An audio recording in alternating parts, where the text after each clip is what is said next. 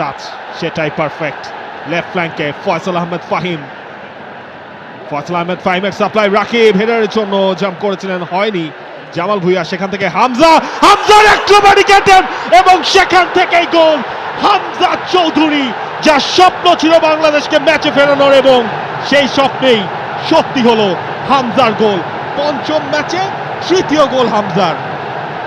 Take a bow, Hamza Chowdhury.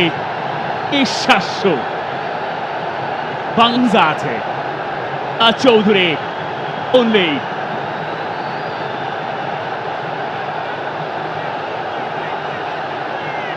খাইছিল সবাই।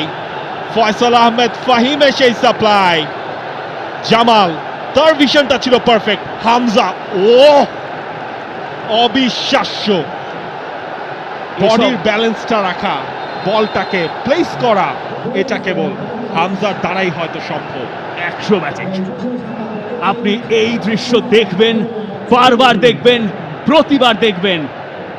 এটা বাংলাদেশের ফোকলোরে ঢুকে গেছে এখানেই, এই মুহূর্তে।